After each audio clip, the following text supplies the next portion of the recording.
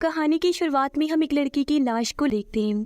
इतनी ही देर में यहाँ दो लड़के आ जाते हैं। जब उन्होंने लाइट ऑन की तो उसकी लाश देखकर वो काफी डर जाते हैं। इसके बाद हम एक लड़की को देखते हैं जिसका नाम टॉमी था और वो काफी सीधी सादी लड़की थी। उसके स्कूल की तीन लड़कियाँ जो बहुत चालाक थी, वो हमेशा ही टॉमी को परेशान किया करती थी, अपना हर काम उसी से ही करवाती थी। आज भी वो टॉमी को खाना लेने भेज देती है। जब टॉमी उनके लिए खाना लेकर आई तो ये बजाय उसका शुक्रिया अदा करने की, ये उसे फिर से परेशान करने लगी। खाना उस पर गिरा देती है। एक लड़की खाने में से ब्रेड निकाल कर उसे टॉमी के सिर पर रख देती है और नकली आदमी की जगह निशाना लगाने के लिए उसे खड़ा कर देती है। ये गलती सी टॉमी को ही लग गया और वो बेचारी नकली आदमी के साथ नीचे गिर गई। अब हालांकि उन लड़कियों ने ही गलत निशाना लगाया था, लेकिन यहाँ भी वो टॉमी का ही मजाक बनाकर चली जाती है और वहाँ से टॉमी उठकर एक दुकान पर जाती है। यहाँ टॉमी को एक नेकलेस पसंद आ जाता है, पर क्योंकि उसकी कीमत काफी ज्यादा थी तो वो इसे खरीद नहीं पाती। उसका दिल न टूटे, वो इस नेकलेस को नजरअंदाज ही कर देती है। तभी दुकान पर एक और लड़की आई, वो उसी नेकलेस को लेकर टॉमी के साथ लगाकर देखने लगती है और कहती है कि ये तो तुम पर बहुत अच्छा लग रहा है। जो कहकर वो नेकलेस टॉमी को तोहफे के तौर पर गले में पहना देती है और उसका हाथ पकड़कर बाहर ले आई। ये देखकर टॉमी को काफी हैरानी हुई क्योंकि वो लड़की अनजान थी, टॉमी उसे नहीं जानती थी। यहाँ वो इससे नाम पूछती है कि अच्छा नाम तो बताओ, जिस पर वो अपना नाम बता देती है कि मेरा नाम टॉमी है। वो लड़की हैरत से पूछती है कि अच्छा तुम्हारा नाम भी यही है? मेरा नाम भी टॉमी है, लेकिन पूरा नाम कावाकामी है। और क्योंकि दोनों का एक ही नाम है तो आज ही तुम हो टॉमी और मैं हूँ कावाकामी। यहाँ वो टॉमी का चश्मा हटाकर कहती है कि तुम इसके बगैर ज्यादा प्यारी लगती हो, कोशिश करो कि अपना चश्मा उतार ही दो। घर आकर टॉमी उसकी बातों के बारे में सोचने लगती है और जब वो शीशे में खुद को देखती है तो यहाँ अपना चश्मा हटाने का फैसला करती है। वो फिर अपनी मॉम की तस्वीर के सामने मोमबत्ती जलाती है, जिससे हमें पता चला कि काफी साल पहले ही टॉमी की मॉम की मौत हो चुकी है। फिर जब उसकी डेड आई तो वो और टॉमी मिलकर खाना खाती है। दोनों के बीच की ताल्लुक खास अच्छी नहीं है, वो एक दूसरे को बहुत ही कम बुलाते हैं। अगले दिन टॉमी जब स्कूल से घर आ रही थी तो उसे वो तीन लड़कियां फिर से मिलती हैं जो दोबारा उसे परेशान करने लगी, पर वो उन्हें नजरअंदाज करके घर आ जाती है और अपने डैड को कहती है कि आज मेरी दोस्त कावाकामी हमारे घर आ रही है, तो आप ऐसा करें कुछ देर के लिए घर से बाहर चले जाएं, क्योंकि टॉमी को लग रहा था कि अगर उसकी डैड घर रही तो वो दोनों को डिस्टर्ब करेंगे। अब उसके डैड बाहर जाने के लिए मान गई, पर जब वो अपने जूते पहन रही थी तो तभी यहाँ कावाकामी आ जाती है। उसे देखकर टॉमी के डैड काफी हैरान रह गई। वो भी काफी हैरान हुई, जो देखने से लग रहा था जैसे दोनों एक दूसरे को जानते हों, पर उसके डैड नजरअंदाज करके वहाँ से चले गए। अब कावाकामी उसके कमरे को बड़े गौर से देखने लगी। ये देखकर टॉमी उसे कहती है कि शायद तुम्हें मेरा कमरा पसंद नहीं आया। तब कावाकामी उसके पास आकर बैठ गई और कहती है कि नहीं नहीं, ऐसी कोई बात नहीं है, तुम्हारा कमरा बहुत प्यारा है। फिर उसका मूड ठीक करने के लिए वो टॉमी को किस भी करती है, जैसे किसी छोटे बच्चे को करती है, जो देखकर टॉमी को काफी हैरत हुई। फिर यहाँ टॉमी उसे अपनी लिखी हुई एक कहानी दिखाती है। असल में टॉमी हमेशा खोई रहती थी और सोच सोच कर अपने दिमाग से कहानियाँ बनाती रहती थी। कहानियों में वो खुद को ही रखती थी, यानी अपना कैरेक्टर इस्तेमाल करती थी। तब कावाकामी उसकी कहानियाँ पढ़ती है और मजीद अच्छी अच्छी आइडियाज देती है। थोड़ी देर बाद टॉमी की डैड घर आ गई, जो दोनों के लिए केक लेकर आई थी। यहाँ कावाकामी उनसे कहती है कि तुमने शादी भी कर ली और तुम्हारी एक बेटी भी है। इतनी जल्दी सब कर लिया। अब ये सुनकर टॉमी के डैड को हैरत तो हुई, पर उन्हें यहाँ पर कुछ समझ नहीं आ रही थी कि वो ऐसी बातें क्यों कर रही है। पर कावाकामी गुस्से में वहाँ से चली जाती है।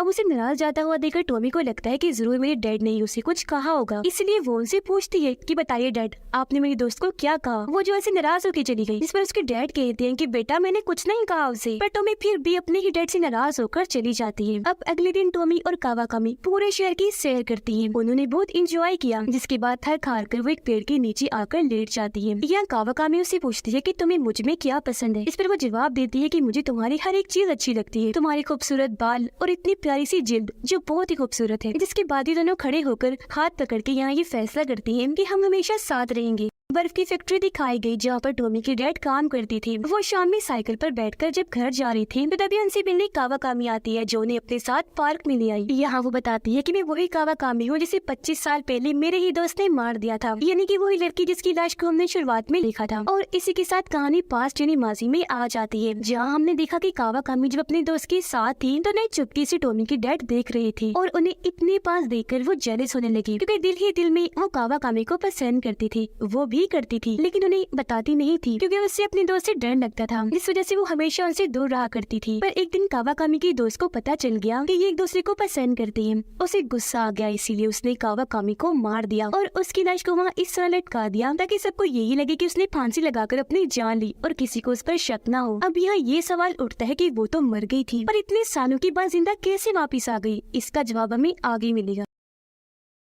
फिर प्रेजेंट टाइम यानी मौजूदा वक्त में वो टॉमी के डैड को कहती है कि क्यों ना हम आज भी बिल्कुल वैसे ही प्यार करें जैसे पुराने दिनों में किया करती थी। मतलब कि वो उनसे दोबारा ताल्लुक बनाना चाहती थी जो उस वक्त नहीं बन पाया था। वो उनके गले से लग जाती है। टॉमी के डैड को भी देखने से लग रहा था जैसे वो उसकी बातों में आ रही हूँ और अपना कंट्रोल खोकर उसकी तरफ खींचती जा रही हूँ। घर आकर वो अपनी वाइफ ने टॉमी की मोम का सारा सामान जलाने लगते हैं, जो देखकर टॉमी को बहुत बुरा लगा और वो अपने डैड को ऐसा करने से मना करती है, जिस पर उसके डैड कहते हैं कि अब मुझे इस सामान की कोई जरूरत नहीं है। फिर अगले ही दिन से उसके डैड में तब्दीली आ गई, जैसे वो जॉगिंग करना शुरू कर देती है, जिसके साथ ही एक्सरसाइज यानी वर्जिश भी कर रही थी, जिन सब में कावाकामी भी उनकी मदद किया करती थी। ऐसा लग रहा था वो ये सब उसी के लिए ही कर रही है ताकि जवान नजर आए और फिट रहे। वो अजीब बर्ताव करने लगी क्योंकि जब टॉमी घर वापस आई तो पूरे घर में अंधेरा छाया हुआ था, हालांकि लाइट भी थी। वो इस बारे में अपने डैड को बताकर लाइट जलाने का कहती है, लेकिन उसके डैड कोई बहाना लगाकर इस बात को टालते रहते हैं और लाइट नहीं जलाते। अब रात के वक्त अपने कमरे में बैठकर जब टॉमी पढ़ाई कर रही थी तो उसे नीचे से अजीब तरह की आवाजें आने लगती है। वो जब नीचे चेक करने आई तो देखती है कि उसके डैड हाथ में चाकू लिए घर से बाहर खड़े हैं। वो उनसे पूछने ही वाली थी कि आप यहाँ क्या कर रहे हैं कि तभी उनके घर के नंबर पर कावाकामी कॉल कर देती है। टॉमी फोन सुनती है जिस पर उसकी दोस्त का कहना था कि कल रात मैं तुम्हारे साथ तुम्हारे घर पर ही रुकूंगी, जो सुनकर टॉमी काफी खुश हो गई कि मैं अपनी दोस्त के साथ रात गुजार पाऊंगी। अब जैसे अगली रात हुई कावाकामी इनके घर आ जाती है और फिर से टॉमी की वही किताब पढ़ने लगती है। उसने एक कहानी में पढ़ा कि एक लड़की को बेड से बांध दिया गया था, जिसे पढ़कर वो टॉमी को कहती है कि चलो ये चीज मैं तुम्हारे साथ करती हूँ, और वो टाई लेकर टॉमी के हाथ बांध देती है। टॉमी भी उसे ऐसे करने देती है क्योंकि उसे लग रहा था कि ये सब वो मजाक में कर रही है। जिसके बाद कावाकामी उसकी आंखों पर भी पट्टी बांधकर उसे बेड से बांध देती है और कहती है कि मेरे वापस आने तक इंतजार करो, जब तक मैं ना आ जाऊँ तुम खुद को मत खोलना, बंदी रहना। इतना कहकर वो चाकू लिए टॉमी के डैड की पास जाती है और कहती है कि देखो उस वक्त तुम्हारे पास कोई बच्चा नहीं था तो जाहिर है अब भी नहीं होना चाहिए, जिसका मतलब कि वो चाहती थी कि उसके डैड टॉमी को मार दे, पर क्योंकि उसके डैड जानते थे कि ये गलत है तो उन्होंने साफ साफ मना कर दिया। इस पर वो उन्हें बातें सुनाने लगती है कि तुम कैसे आदमी हो, मर्द होकर डर रहे हो, और वैसे भी तुम और मैं प्यार करते हैं एक दूसरे को, तो वो हमारे बीच में नहीं आनी चाहिए ना। अब इन बातों से उसके डैड कावाकामी के कंट्रोल में आ गई और चाकू लेकर टॉमी को मारने के लिए चले जाते हैं, मगर रास्ते में उन्हें इस बात का एहसास हो जाता है कि मैं जो करने जा रहा हूँ वो गलत है, और अब उन्हें कावाकामी पर ही गुस्सा आने लगा, इसलिए वो चाकू से उस पर ही हमला कर देते हैं। चाकू सीधा उसके सर में लगा, जिससे मौके पर ही कावाकामी की मौत हो जाती है। अब टॉमी के डैड को जल्दी से उसकी लाश को ठिकाने लगाना था, इसलिए वो उसकी लाश को अपनी बर्फ की फैक्ट्री में ले आते हैं, फिर मशीन में डालकर उसके टुकड़े टुकड़े कर देते हैं और बाद में उसे नदी में जाकर फेंक आते हैं। और अब तक यहाँ सुबह भी हो गई थी। टॉमी को सपना आता है जैसे कावाकामी नदी से बाहर आ रही है। वो डर गई और अब वो जल्दी से अपने हाथ खोल लेती है। अब उसके डैड को बार बार कावाकामी नजर आने लगी, तब तंग आकर वो उसका गला दबाने लगी, पर बाद में उन्हें पता चला कि मैं तो असल में टॉमी का ही गला दबा रहा हूँ। ये देखकर वो काफी घबरा गई, जिस पर उसके डैड माफी मांगते हैं। अब टॉमी डैड से पूछती है कि कावाकामी कहाँ है। इस पर अब यहाँ वो बताते हैं कि वो कोई इंसान नहीं है बल्कि डीमन है। उसकी तो 25 साल पहले ही मौत हो चुकी है और वो इतने सालों बाद वापस आई है मुझे हासिल करने के लिए। ये सब बताकर वो उसे कावाकामी की सालों पहले की तस्वीर भी दिखाते हैं, जो देखकर टॉमी हैरान तो हुई, साथ ही वो अपने दिल को समझाती है कि नहीं ये सब झूठ है। अब उसके डैड ये भी बता देते हैं कि वो मुझे अपने कंट्रोल में करने आई थी, लेकिन मैंने उसे मारकर नदी में फेंक दिया। अब ये बात फिलहाल तो टॉमी ने नजरअंदाज कर दी, लेकिन कुछ टाइम के बाद वो खुद नदी के पास आती है और कावाकामी को इधर उधर ढूंढने लगती है। अब तभी उसे वहाँ कावाकामी का कटा हुआ सर मिलता है, जो अभी तक जिंदा था, उसमें जान थी, और वो टॉमी से मदद मांगता है। पर उसकी ऐसी हालत देखकर टॉमी को डर लगने लगा, जो देखकर कावाकामी उसे अपने कंट्रोल में करने की कोशिश करती है। वो उसे अपनी दोस्ती याद करवाती है कि हमारी इतनी गहरी दोस्ती थी, तो प्लीज उसके लिए ही मेरी मदद कर दो ना। जिस पर अब टॉमी उसकी बातों में आ जाती है और उसके सर को उठाकर गले से लगा लेती है। फिर वो उसके सर को अपने साथ ले जाकर एक सुनसान जगह पर बने घर में ले आई और उसे तकिए पर रख देती है। और वो उसके सर को ऐसे समझ रही थी जैसे ये कोई छोटा बच्चा हो, और उसे बच्चों वाला खाना ही खिलाती है, वो भी अपने हाथों से। शाम को जब वो घर आई तो देखती है कि डैड की हालत अभी भी काफी खराब है, क्योंकि उन्हें कावाकामी की आत्मा बार बार दिखाई दे रही थी। अगले ही दिन टॉमी बच्चों की मार्केट में जाती है और वहाँ से उसके सर के लिए बच्चों जैसे कपड़े खरीद कर लाती है, क्योंकि अब कावाकामी का जिस्म रीजनरेट हो रहा था, यानी फिर से पैदा हो रहा था। पर उसका ये नया जिस्म इंसानों वाला नहीं था, बल्कि अब वो क्रिएचर लग रही थी। टॉमी एक माँ की तरह उसका ख्याल रखती थी, जैसे उसे गोद में उठा के रखती थी, उसे नहलाती थी और बहुत ख्याल रखती थी। दोपहर को जब उसे बाहर घुमाने लेकर गई तो तभी एक औरत उसे देखकर काफी डर गई। वो डर से चिल्लाने लगी, रो रो कर वहाँ से भाग जाती है। फिर जब टॉमी उसे लेकर आगे बढ़ती है तो परेशान करने वाली एक लड़की टॉमी को देख लेती है और उसके साथ कावाकामी को भी देखकर वो काफी हैरान रह गई। इस बारे में अपने बाकी दोस्तों को भी बताती है, पर वो इस बात पर यकीन ना करते हुए इसलिए गुस्सा होने लगती है कि इतने दिन हो गए इसलिए हमने टॉमी को परेशान नहीं किया। अब जब वो कावाकामी के कपड़े बदल रही थी तो उसके बदलते हुए जिस्म को देखकर टॉमी की हालत अजीब होने लगी, क्योंकि वो इतनी बदसूरत लग रही थी कि उसकी तबीयत खराब होने लगी। इसलिए वो उसे लेकर छत पर आ जाती है, गले से लगाकर कहती है कि प्लीज माफ करना, पर आइंदा की बात मैं तुम्हारा ख्याल नहीं रख सकती। अब ये सुनकर कावाकामी यह अपना असली चेहरा दिखाती है और कहती है कि मैं कौन सा तुम्हें दोस्त मानती हूँ, मैं तो दोस्ती निभाने का सिर्फ नाटक कर रही थी, क्योंकि सच में मैं एक बार मर चुकी हूँ, पर रिजनरेट होना चाहती थी ताकि तुम्हारे डैड को हासिल कर सकूं। अब ये सुनकर टॉमी को यकीन हो जाता है कि डैड सही कह रहे थे, इसीलिए वो कावाकामी को कहती है कि मैं ही गलत थी जो मैंने अपने डैड की बातों पर यकीन नहीं किया। तुम वाकई एक डीमन हो, कोई इंसान नहीं हो, इसीलिए तुम कभी भी इंसानों जैसी नहीं हो सकती। अब ये सुनकर कावाकामी को गुस्सा आ गया और वो उसकी बाजू पर काट लेती है, जिससे वो टॉमी के हाथ से छूटकर बिल्डिंग से नीचे गिर जाती है।